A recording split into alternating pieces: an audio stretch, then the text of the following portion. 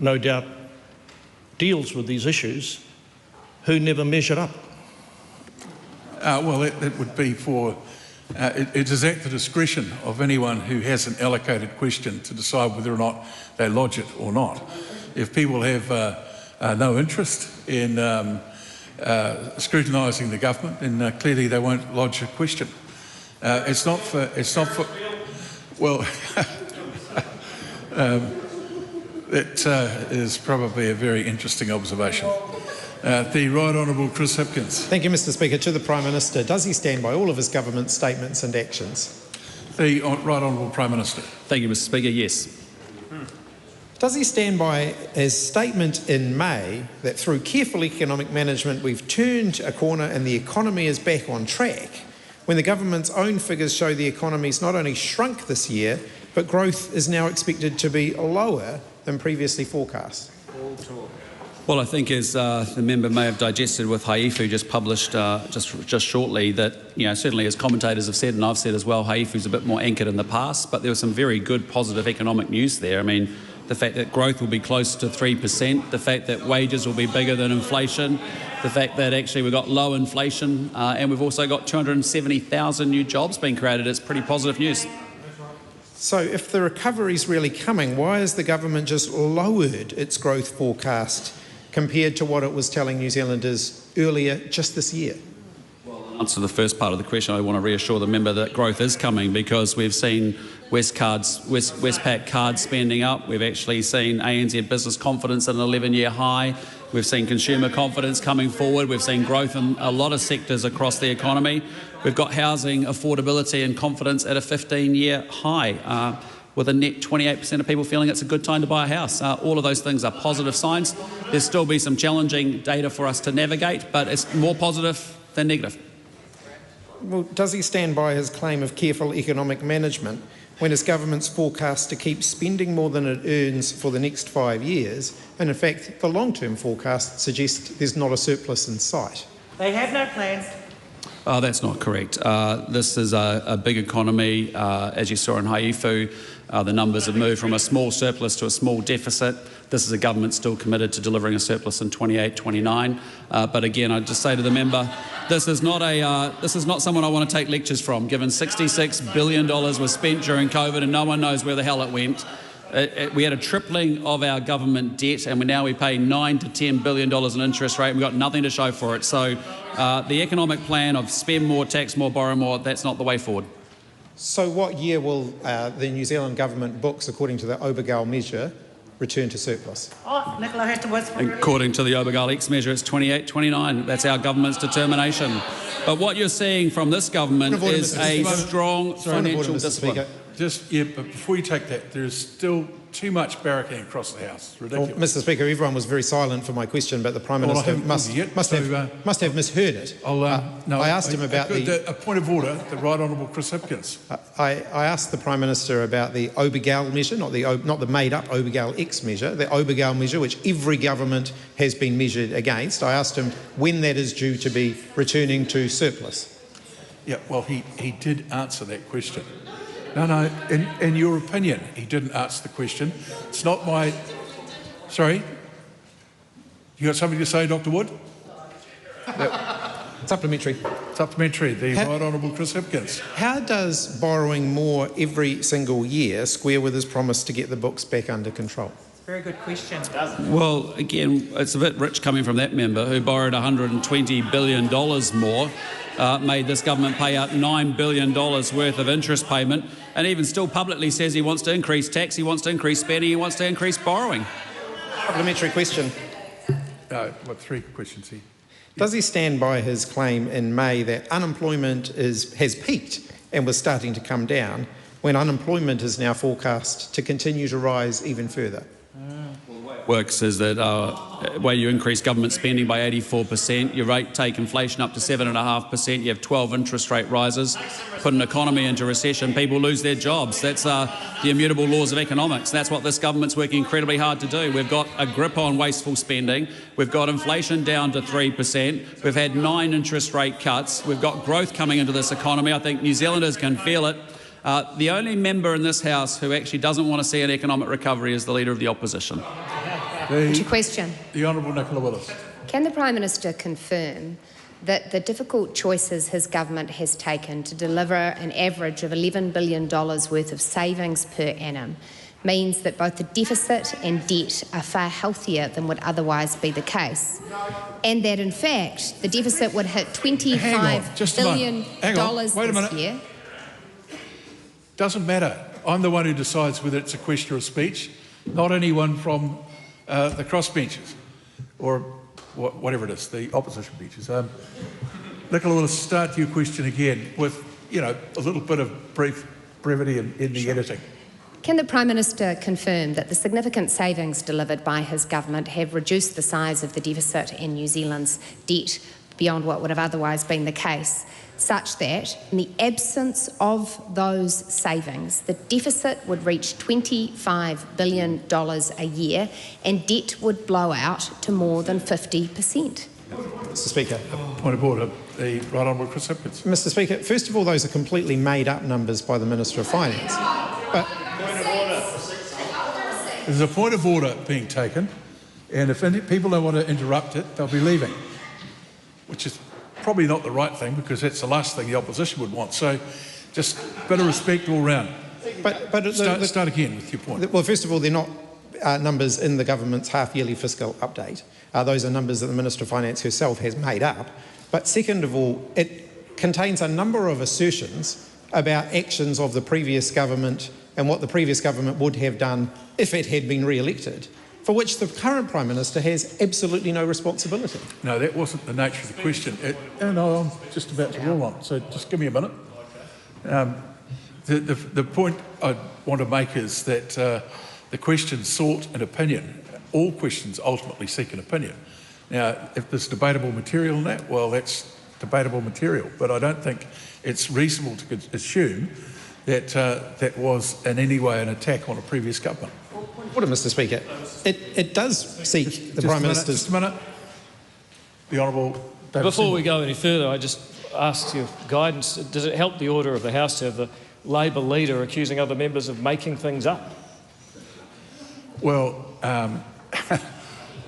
possibly not, but then what else do you say? Because there are other terms that might be used that are completely unacceptable. So I'm not going to pick up on that. Point of order, Mr Speaker. It certainly does ask the Prime Minister for an opinion. It asks the Prime Minister for an opinion on actions that may or may not have been taken by the previous government had the previous government been re-elected. And that is not something that the Prime Minister has responsibility for. He may have an opinion on it, but he does not have prime ministerial responsibility for it. With respect, the question asks what would have been the case if the government had not made a significant amount of savings. Now that's talking about the current government, not any other government. And I think the Prime Minister might very, very briefly answer that question. Absolutely. Look, I want to thank the Minister of Finance because she has maintained very tight operating allowances. Actually, those operating allowances have been half the size of the previous administrations. She's worked incredibly hard to deliver $11 billion worth of annual savings. And of course, the benefit of that is that we can actually employ 2,100 more nurses in our healthcare system, 600 more doctors, That's good. 900 more corrections officers. Question. The Right Honourable Chris Hipkins. Is it cheaper or more expensive now to make a Marmite sandwich than it was at the beginning of this year?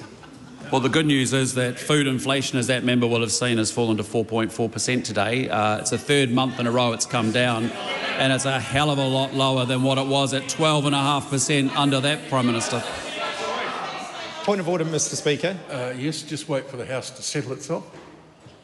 The Right Honourable Chris Hipkins. I asked the Prime Minister a relatively straightforward question. He told parents across the country to go out and buy some butter, some Marmite and bread and make a Marmite sandwich. I've asked him whether it's more expensive or less expensive to do that now than when he claimed, when he made that and gave parents that instruction. He hasn't even addressed that question.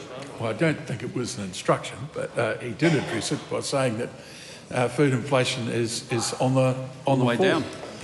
Supplementary question. Is he not aware that the price of buying a loaf of bread is up 50% in just the last year? The price of a Marmite sandwich is significantly more expensive than it was when he told parents to go out and buy Marmite and bread and butter and make their kids a sandwich. Oh my goodness. Oh my goodness. I love the way that the member has got an analysis on the cost of a Marmite sandwich, but actually couldn't work out where $66 billion that he spent during COVID went. Couldn't even be bothered to show up to a COVID inquiry, and thought that tripling the debt was a great way to secure New Zealand's future. So, as I've said, food inflation's coming down, interest rates are coming down. The good news is we're getting more good news data. That's something to be celebrated. It's been a tough time for Kiwis. I think the member should get in behind it. David Seymour. The Honourable, I know your name. Yeah, that bloke who just stood up. Thank you, Mr. Speaker. Can the Prime Minister confirm that the government's Healthy School Lunch program is being done for half the price that it was done under the previous government, with the same return rate for the meals? And doesn't it seem strange that Labor say they want cheaper food, but when we give it to them, they don't want that either? Well, I just want to commend the Minister on making sure we get great value for the spend that's going on, and that is a hallmark of this government, because not only have we halved the price of a classroom so we can deliver double the number of classrooms going out to our kids across this country, that's because we're just better at managing money than that side. The Speaker's not meant to enter into political debate. It needs to be a bit careful about what's said, but I can't help in this circumstance, in this Christmas season, to give a big shout out to Copeland's Bakeries, a great South Island institution. Cheapest bread in the country by quite a long shot. Chloe Swarbrick, point of order. Aren't you supposed to set aside all personal and private interests? I have no interest in that particular bakery other than the occasional step across the threshold. Chloe Swarbrick, question 2. Thank you, Mr. Speaker. Ki te Premier, e tautoko ana ia I ngā kōrero me ngā mahi katoa a tōna kāwanatanga. The Right Honourable Prime Minister. Yes. How is his year of growth going when data today shows that his economic strategy has produced the lowest growth in more than 10 years? Well, I'd just say, as we've seen with the Haifu account, we've got growth close to 3% over the period. Most importantly, we've got wages growing faster than inflation. We're certainly creating 270,000 new jobs over this period. And at the end of the day, it's a lot better than a wealth tax, a capital gains tax, an inheritance tax, a trust tax, a private jet tax, $88 billion worth of new taxes and $44 billion worth of new borrowing. Does the Prime Minister consider his economic strategy a failure or a success when unemployment is projected to continue to increase through next year under his plans? Well, this is a government that inherited a hell of a mess from a Labor Greens government, and as a result, we are turning the show around. It's been fantastic to see consumer confidence returning, consumer spending returning, great growth in tourism, really strong performance in our export markets. We've got a lot of positive news to celebrate. The recovery is on its way, and now the great thing is how we shape that future. Does the Prime Minister consider his economic strategy delivering construction sector activity at a 6-year low and a loss of 16,000 jobs in just the past 2 years a success or a failure? Well, what I note this morning is that construction jobs have been being advertised are up, I think, over 20%, and that's a good positive move forward. Of course, construction, and I used to get asked a lot of questions by the Leader of the Opposition about construction and infrastructure and building and construction, not so much now, because actually, as we're bringing interest rates down, it creates opportunity for that sector. Does the Prime Minister see the connection at all between his economic strategy of cuts, setting the scene for high unemployment, and tax revenue being $1.1 billion lower than forecast? Well, again, as I've said, what I see is a pattern of financial discipline. This is a government that's saving $11 billion a year over this period. It's a government that's working with operating allowances, half of what the previous Labor Greens government worked with. And it's a government that's taking a very balanced approach. We're cutting waste in the system. We've moved $44 billion worth of savings in our first 2 years, and that's enabled us to make investments in the front line, and we're pretty proud about that. Does the Prime Minister consider his economic strategy, which is seeing 200 hard-working New Zealanders leave this country every single day and the highest rates of unemployment since I was born, a failure worthy of abandoning for the good of hard-working New Zealanders? Well, What I'd note is that it has been good and encouraging to see that this month we've had a lowest number of New Zealanders departing New Zealand. In fact, it's been the lowest this month than it has in any given month of the previous Labor Greens government. Supplementary, the Honourable Shane Jones. To the Prime Minister. Perhaps the Prime Minister would like to explain to the Green member, when you've got a contractionary monetary policy and a need to shrink the size of the state after the COVID debt, it does take quite some time for the green shoots to sprout. Well, he might like to explain, but, you know, it's a very good question. Well, make it brief. Well, I think it's a very good question, and it's an astute observation. But I'd just say also is actually. Sorry, point of order. The Honourable Karen McAnulty. Sir, you've made it extremely clear to the House for a number of weeks now that there is an expectation that questions are questions, not opportunities to provide opinion. And even you can phrase a question to do that. Inviting the Minister to say whatever he wants is not complicit with your guidance to this House. Yeah, that's right. I forgot myself for a moment. So we'll move on to question 3. Cameron Brewer. Thank you, Mr. Speaker. My question is to the Minister of Finance and asks, what recent announcements has she made on the budget? The Honourable Nicola Willis. Thank you, Mr. Speaker. Today I released the budget policy statement. At the same time, the Treasury released its half-year update, which contains the latest set of economic and fiscal forecasts. The budget policy statement confirmed that the operating allowance for budget 2026, that is the amount of net new operating funding for discretionary policy initiatives, will remain at $2.4 billion a year. This is, Mr. Speaker, a very tight allowance. For comparison, in the 2022 budget under the previous government, net new operating spending was $9.7 billion a year, 4 times as much as we've set for next year's budget. Supplementary. What are the government's priorities for the budget? Mr. Speaker, the budget policy statement says that health, education, defence and law and order will be priorities in next year's budget. At the same time, the government is committed to keeping tight control of discretionary spending. That means savings and reprioritisation will be a prominent feature of the budget, as they have been in previous years. Last year's budget contained savings and revenue-raising initiatives of $5.9 billion a year. This year's budget added savings of another $5.3 billion a year. These total savings of more than $11 billion each year mean we have been able to invest in frontline public services and also get the books in better shape. Supplementary. What do the Treasury's forecasts show? Mr. Speaker, the Treasury's forecasts show economic growth strengthening over the next year and beyond, and they show the unemployment rate falling. As the economy picks up, so does tax revenue, and at the same time, the government continues to take a very disciplined approach to spending. As a result, the government's headline operating balance measure, Obergalex, returns to surplus, and net core crown debt as a percentage of GDP bends from going up to going down. Both the economic outlook and the fiscal outlook are very positive. Supplementary. How do the forecasts compare to those in the budget update earlier this year? Mr. Speaker, forecasts are revised at every update, and this is no exception. The economic recovery is now expected to be slightly slower and slightly weaker, at least initially, than was forecast in the budget update. That means tax revenue is expected to be a little lower and expenses a little higher across the forecast period. As a result, Obergalex is now expected to reach surplus in the 29-30 year, although by that stage of the forecast period, we are talking about very small differences between very large forecasts for revenue and expenses.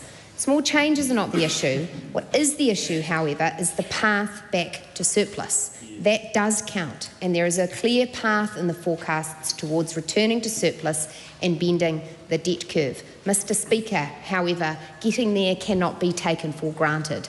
It will require ongoing discipline and commitment to the savings our government has delivered. Question number 4, the Honourable Barbara Edmonds. Vinaka Vakalevu, Mr. Speaker. To the Minister of Finance, does she stand by all her statements and actions? The Honourable Nicola Willis. Mr. Speaker, yes, within context. Supplementary. Who is right?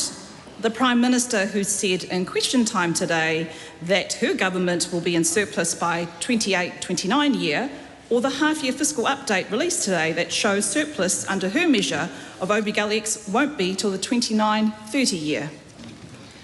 Well, Mr. Speaker, Detective Edmonds is on the job. Actually, what the half-year update shows is that there will, at this stage, is forecast to be a small deficit in the 28-29 year. However, the Prime Minister is 100% correct that our government, with its fiscal discipline, is targeting a surplus in 28-29. Mr. Speaker, getting there will require ongoing fiscal discipline. The opening comment of that answer was not acceptable. Petty. We will continue because it's an opposition question. There may be a cost further down the track. Supplementary. Honourable Barbara Emmons. How can she maintain any credibility as Finance Minister now that she has pushed out surplus by more than 3 years from when she first promised it? Because, Mr. Speaker, unlike the Finance Minister who preceded me, I have kept to extremely tight operating allowances, in fact, reducing operating allowances in this year's budget and delivering below the operating allowance that was forecast. Because, Mr. Speaker, I, together with this team of Cabinet Ministers, have delivered $43 billion worth of average savings, which has taken discipline and difficult choices. Because, Mr. Speaker, I remain committed to the pathway to surplus and debt reduction and the responsible economic management that requires. Mr. Speaker, this distinguishes me from just about every single member on the opposite side of the House. Supplementary. When she said in September 2024 that, quote, the economy will start to grow again, unquote, why is GDP almost unchanged since then and Treasury have revised down their forecasts? Well, Mr. Speaker, we will get the GDP update on Thursday. What market economists are saying is that they predict that growth in the third quarter of this year was between 0.5% and 1%. Mr. Speaker, they also predict that growth will accelerate in this fourth quarter that we're currently in, meaning that growth for the calendar year is up. Supplementary. Why then does GDP in the half-yearly economic fiscal update show that for the 2025 fiscal year it is at negative 0.6, but GDP during the budget economic fiscal update was negative 0.3? Mr. Speaker, pretty simple. There's a difference between a fiscal year and a calendar year. Supplementary. This is what people The don't... question's being asked. What is she most proud of? Pushing surplus out by 3 years, unemployment being revised upwards, or shrinking the economy by 1.1% in the last year? Mr. Speaker, I'm proud of the fact that our government delivered households with children on average $78 additional per fortnight thanks to tax relief, that around 1.9 million households received on average $60 per fortnight, that around 3.5 million New Zealanders received $32 per fortnight, that while delivering this tax reduction we delivered significant savings, that we've been more disciplined than the last lot and that we can show a path that returns to surplus and debt reduction, accelerating growth, 270,000 jobs being created over the next few years, low stable inflation, low interest rates, an economy managed by a government committed to addressing the underlying barriers to growth. Mr. Speaker, the prescription we are following is working. We compare well with our international peers with a steeper path back to surplus and a more prudent debt position. The biggest risk to this economy is the election of a Labor-led government.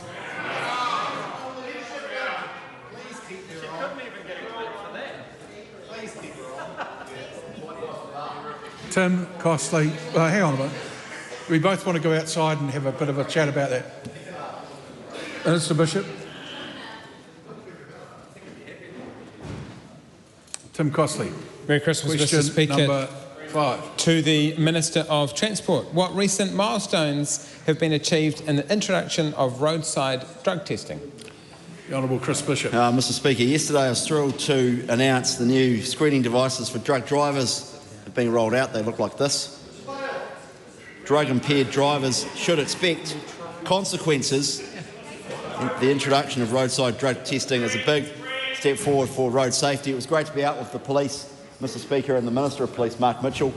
We saw the first couple of random roadside drug tests. I'm told that in Victoria, someone unfortunately, the first time they rolled it out, it got a positive test.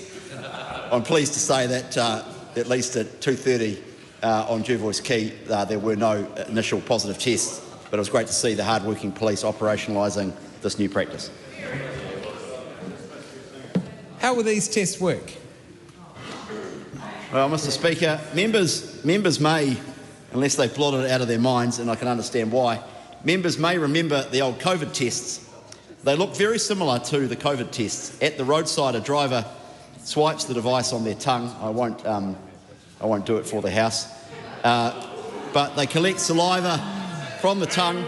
The screening device allows police to screen the saliva for 4 drugs: cannabis, MDMA, methamphetamine and cocaine. If the test is positive, a saliva sample is collected and sent to the lab for analysis, where it's tested for 25 impairing substances. Drivers receive an infringement penalty following a positive lab test result. A driver who tests positive at the roadside is required to take a second screening test, and one of these. 2 positive tests result in the driver being prohibited from driving for 12 hours to address any immediate safety risk. And what are the consequences of driving whilst under the influence of drugs? Mr Speaker, people who get behind the wheel on drugs put themselves and others at serious risk of death or serious injury. Around 30% of road deaths now involve an impairing drug. If a drug is detected, drivers face a $200 fine and 50 demerit points. 2 or more, it's a $400 fine and 75 demerit points. Drivers who refuse or fail to comply with the roadside drug test are issued a $400 infringement and 75 demerit points and prohibited from driving for 12 hours. The Honourable Dr Ashipura, question 6. Thanks, Mr Speaker. My question is to the Minister of Health. Does he stand by his statement that, quote, "I welcome Health New Zealand's decision to offer 1,400 hospital-based roles to the 2025 end-of-year cohort of nursing graduates, which means more than 80% of those who pass their exams are expected to secure positions? If not, why not?" Mr Speaker.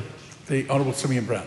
Yes, in the context it was made, Health New Zealand has confirmed that around 1,800 graduate registered nurses will begin hospital-based roles this year, including around 1,400 positions being offered to the 2025 end-of-year cohort of nursing graduates. This means that 80% of those who have graduated as a registered nurse are expected to secure positions.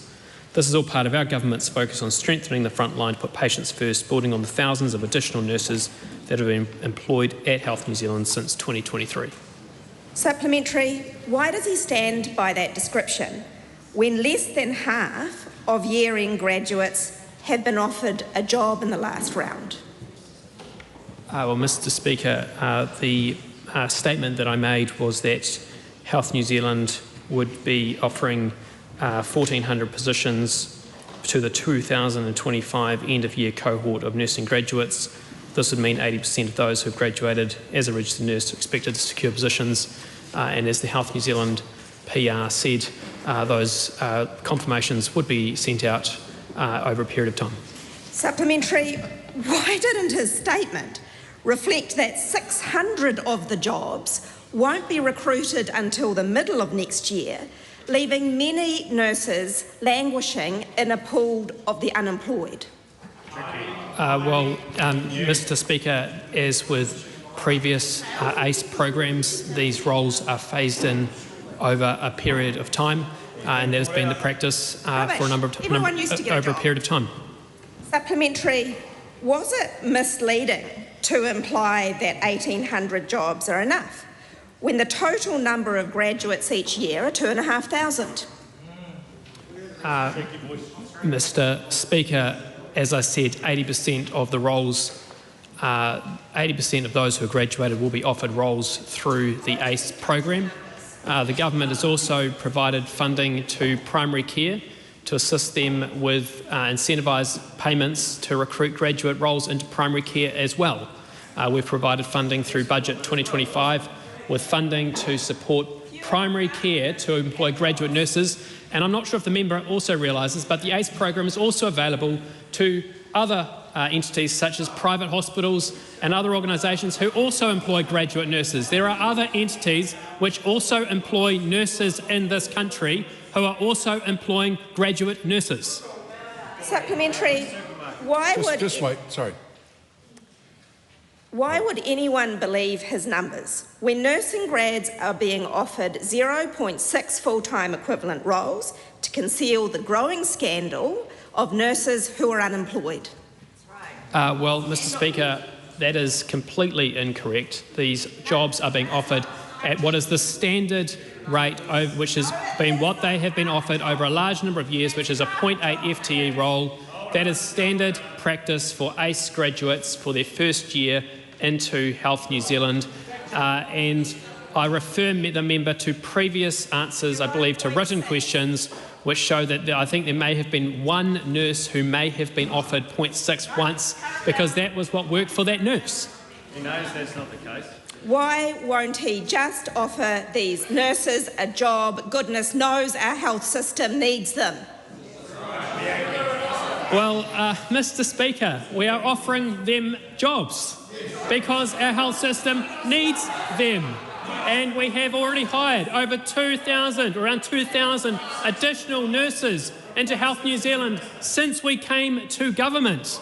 We are employing more nurses at Health New Zealand than ever before, more doctors at Health New Zealand than ever before. We are investing in the front line more than ever before. We are delivering more than ever before.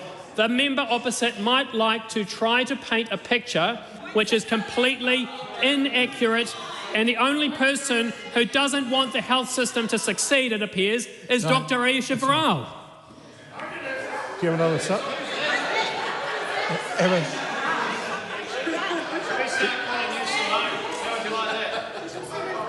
Does the member have another sup? She has one available if she wants it.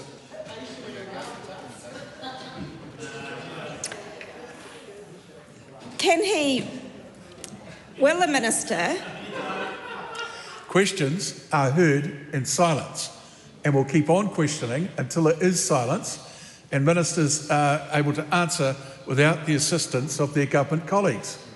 Is it correct that nurses are being offered 0.6 full-time equivalent positions in the latest round of graduate recruitment? The 1,800 roles that this question is about are being offered at 0.8. Question number 7, Rima Narkley. Thank you, Mr. Speaker. My question is to the Minister of Immigration and asks, what recent announcements has she made regarding visa waiver travel? The Honourable Erica Stamford. Mr. Speaker, recently the Minister for Tourism and I announced that visitors from China and the Pacific would be able to travel from Australia to New Zealand without requiring a New Zealand visa. That enables more holidaymakers to factor New Zealand into their trips, provided they have an Australian visa. They can apply to travel here, and it's just a hop across the Tasman to see our stunning landscape and unique world-class experiences. Supplementary. How much interest has there been? Well, Mr. Speaker, just 6 weeks ago, the visa waiver travel from Australia came into effect, and already we've had a fantastic response. Since the 3rd of November, there have been almost 26,000 requests for an NZETA, or a New Zealand Electronic Travel Authority, and over 15,000 visitors have already travelled here. That adds to the roughly 240,000 visitors each year from China and the Pacific, providing a significant boost already. Tourism is our second largest export, with good reason. People around the world would jump at the chance to holiday in New Zealand, and we're committed to supporting our tourism industry and businesses around the country through enabling significant visitor number boosts. Supplementary. Why was this change enacted? Well, Mr. Speaker, it's because this government remains committed to growing the economy, and this change will help boost the number of tourists and visitors coming into New Zealand, supporting our regions and local businesses. And the change also makes it a less costly and faster process to travel here for a short holiday. Overseas tourists remain a key driver of regional growth, and we remain fully committed to supporting our regions to thrive. Supplementary. Question 8, the Honourable Marama Davidson. Thank you, Mr. Speaker. Ki te Premier, e tautoko ana ia I ngā kōrero me ngā mahi katoa a tōna kāwanatanga. Mr Speaker, yes. Is the Citizens Advice Bureau correct in its recent report that found government policies, including benefit sanctions, more restrictive emergency housing criteria and cuts to community services are exacerbating hardship across the country? Well, I haven't seen that report, but what I can inform the member and assure the member is that with this government not wasting spending, getting inflation down, getting interest rates down, that's actually helping people. Tax cuts for landlords. Does he accept the Salvation Army's findings from their homelessness briefing that increasing numbers of people in hardship are in paid work, yet still unable to afford necessities like housing, kai, bills and healthcare? I haven't seen the report, but as the member will be well aware, in the previous Labor Greens government we saw a 37% increase in homelessness despite spending $1 billion. It's a difficult and complex issue, homelessness, and that's why I'm proud of the 6-point plan that the Minister for Auckland and other agencies announced recently. What is his response Hang on. to... Sorry. Start again. What is his response to the Zero Hunger Collective's report that, quote, whānau resort to afterpay schemes for everyday expenses such as gas and groceries and face impossible choices around which bills or debts to ignore, and, quote, the cuts to funding for community food organisations and budget advisory services noted in 2024 have seen frontline support agencies close once they exhausted their funding reserves? Well, Sorry. What was the question? What's his response? Well, To two quotes. be brief. I haven't seen the report. What does it say about his government's priorities when wealth at the top continues to grow, while more whānau are lining up for food parcels, more rangatahi are living without shelter, and more people are without a job? Well, on the last part of that question, we're very proud of our progress on housing. This is a government that you haven't seen a 30% increase in house prices. You've seen a drop in rents. As a result, housing affordability is the best it's been in a decade. The second thing I'd say is that under the previous administration, there was a big run-up and a quadrupling of people actually for a social housing place. And actually we've moved back 5,000 people off that list already in 2 short years. That record of quadrupling was something not to be very proud about. We've got rid of emergency housing, and that means we've got people into proper dry homes. And as you've seen, we've got efforts going into homelessness with respect to housing first places, extra money being made available for rough sleepers, and ensuring that MSD exercises good discretion. A little bit of calm to my left would be very helpful, mainly to the people who are making the interjections. The Honourable Marama Davidson. Thank you. At what point will he accept that rising hardship is not a coincidence, but a consequence of his government's decisions? I reject that outright. This is a government that has lowered inflation from 7.3% to 3%. It's a government that has lowered interest rates 9 times after they were increased 12 times. That is a government that is now putting this economy on a pathway to growth, and that puts more money into every New Zealander's pockets, and that's what it's about. Question number 9. Tangi Utakiri. Kia ora, Mr Speaker. My question is to the Minister of Local Government.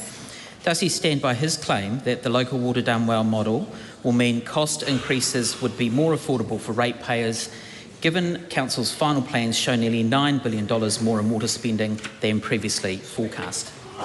Simon Watts. Mr Speaker, yes, I do. Under previous long-term plans, councils were not required to ensure capital investment was sufficient, and now they are, which means capital expenditure is higher than previous long-term plans had forecast. This investment shows that councils recognise that after decades of underinvestment, water projects can't wait any longer. Making investments now is how we ensure cost increases are affordable. Supplementary. How can he maintain that his water scheme improves affordability when Council's final plans show total water investment rising by nearly $9 billion, costs he has acknowledged rise directly from his own government's model? Well, Mr Speaker, something that I think all sides of this House would agree on is that water has been underinvested in for multiple years. There isn't a magic money tree, which means water services can be properly invested in with no cost. No matter what model you adopt, there is always going to be a need for more money to be spent. And I remember the days of that member's party talking about the billions of dollars, $200 billion of investment needed. And now how ironic they are complaining about investment needing to be made. Supplementary. How does he expect ratepayers to bear costs under local water done well, given that councils can only fund these higher capital costs through rates, debt or cuts to existing services? Well, Mr Speaker, unlike the failed Labor model of local water done well, has the backing of councils and their communities, and we've empowered them. Talk about your own ministry and your own responses, no one else's. Local water done well has the backing. Question time is not an opportunity for political reflection, it's for answers. Thank you very much, Mr Speaker. Local water done well has the backing of councils and their communities, and we've empowered them to establish the structures that work best for them. All councils now have water service delivery plans. They have been independently assessed, and they show and give ratepayers confidence that there is more reliable and financial water services than the status quo. Isn't it the case that his scheme doesn't lower costs, but shifts responsibility for funding onto councils, meaning ratepayers should expect to carry those higher costs? Mr Speaker, no, and I won't take lectures. Just while I'm being pedantic about question was to say, is it not? Shouldn't it just be, is it the case? But we'll do it again, we'll do it properly. Yeah. Is it the case that his scheme doesn't lower costs, but shifts responsibility for funding onto councils, meaning ratepayers should expect to carry the higher costs? Mr Speaker, no. Our model ensures that the water assets are and remain within local ownership and control, and that those communities have the responsibility and the support to support their councils to implement the investment required in these assets. That is a critical aspect that is going to need to continue, and we've set in place a model that will allow it. Supplementary.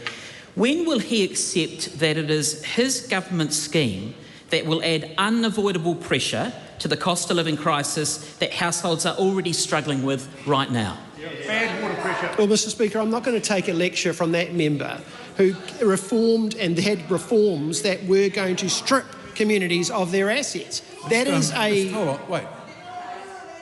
How do you answer a question by saying you're not going to take a lecture? That wasn't a lecture, it's a question. So just answer the question. The point of the question was comparing to a status quo, which doesn't exist, Mr Speaker. So I'm simply pointing out that point. Well, there's an answer. Thanks very much. Question number 10, Suze Redmayne. Thank you, Mr Speaker. My question is to the Minister of Agriculture. What recent reports has he seen on the forecast for New Zealand's food and fibre exports? Very Honourable Tom McLean. Mr Speaker, today, along with Ministers Jones, Hogarth, Patterson and Grigg, I released the Situation and Outlook for Primary Industries report, which shows the innovation and hard work of our world-leading farmers, growers, foresters and fishers is paying off. Today's report shows New Zealand's high-quality and sustainable food and fibre exports are forecast to hit a record $62 billion by the 30 June 2026, climbing to $63 billion the following year. With these results, the food and fibre sector now account for 83% of all New Zealand's goods exports. And Mr Speaker, I'm proud of the hard-working men and women of provincial New Zealand who are delivering world-class products to the world. Supplementary. What is contributing to this growth in export revenue? Well, Mr Speaker, the main drivers of this record $62 billion worth of exports are the meat and wool sector, forecast to reach $13.2 billion for the first time ever. Horticulture forecast to reach $9.2 billion, and in particular kiwifruit exports will reach a record $4.3 billion worth of exports next year. Forestry expected to grow to $6.3 billion, with processed timber exports up 28%. to $1.2 billion for the first time, and dairy exports expected to grow to $27.4 billion, showing that New Zealand dairy farmers are the powerhouse of the New Zealand economy. And for the member interjecting, I'll speak more slowly. Meat and wool forecast $13.2 billion for the first time ever. This is an outstanding result, especially viewing challenging global conditions, extreme weather that have affected farmers and growers. That's right. Supplementary. What actions has this government taken to support the growth of food and fibre exports? Well, Mr Speaker, we're fixing rules so they're not costly and that farmers can work with them. We're doing trade deals and we're doing trade missions around the world, 17 trade missions around the world in this term of government so far. We're cutting red tape through significant reforms such as the overhaul of the RMA, the replacement of the RMA, improving freshwater farm plans and limiting and reducing farm-to-forest conversions. The government wants our farmers, growers, foresters and fishers out there on the land and in the oceans doing what they do best, which is innovating, farming and catching fish. Supplementary. What does this mean for New Zealand's economy? Well, Mr Speaker, it's very, very good news for the New Zealand economy. 1 in 7 people work in food and fibre. 1 in 4 Kiwi jobs depend on trade. So the success of food and fibre sector means thriving communities, increased export revenue, a growing economy, a prosperous New Zealand, and a government that doesn't have to raise taxes to pay for all of the things that New Zealanders demand and deserve. Farmers' contribution not only needs recognition, but they also need celebration, because those hard-working men and women are helping grow the economy, and much more than that, it provides a resource and income for every single household and family in the country. Mr Speaker, creating jobs creates livelihoods, and that's why this government, across the board, the three parties, are proud to back our farmers and growers, and we thank them for their hard work. Fantastic. Question number 11, Todd Stevenson. Thank you, Mr Speaker. My question is to the Associate Minister of Finance and asks, what recent changes has he made regarding overseas investment? The Honourable Mr Speaker, I thank the member for his question. In recent times, the government has made a number of changes to make it easier for New Zealanders to bring money and know-how into the country from overseas. Those changes have focused screening of overseas investment applications on threats to national security and public order, in order that it is simpler and faster for investment to be consented. The result is that over the last 2 years, we've gone from taking an average of 71 days to consent an overseas investment application to only 28 days. Supplementary. How will these changes to the Overseas Investment Act increase investment in New Zealand? Well, Mr Speaker, when a business has the option of getting investors and their know-how from overseas, they're able to offer higher-paying, more interesting jobs. And I'll just give one example. I visited 2 businesses in the same industry on the same afternoon, and I don't want to denigrate either of them, but the one that had the advantage of a larger, more sophisticated company overseas investing in it had a lot more technology, slicker marketing, more know-how, and it had a product that could sell for more and pay more wages. And that's what overseas investment is really about.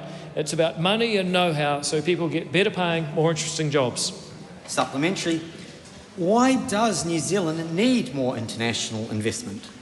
Mr Speaker, it's a shame, but our productivity growth, that is the amount that workers are able to produce in a day of work, has lagged behind the countries we're used to comparing ourselves with.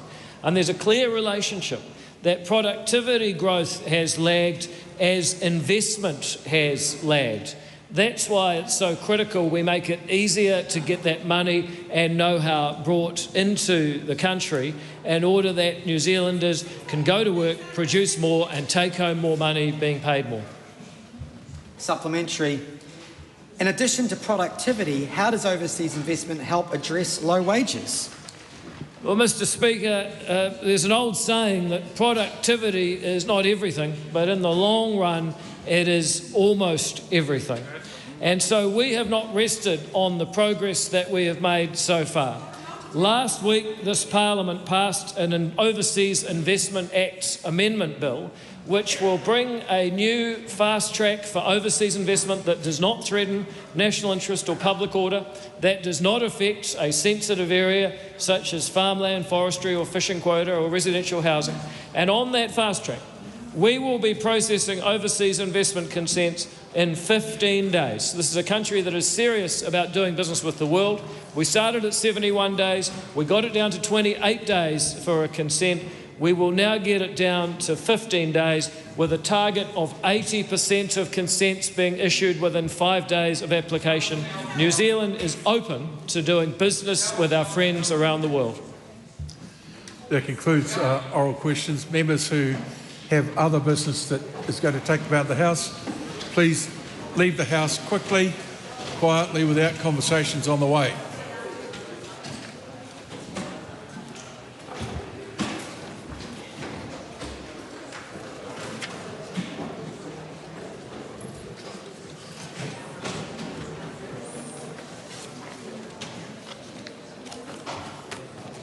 Not having conversations on the way means not talking to someone while you're walking out.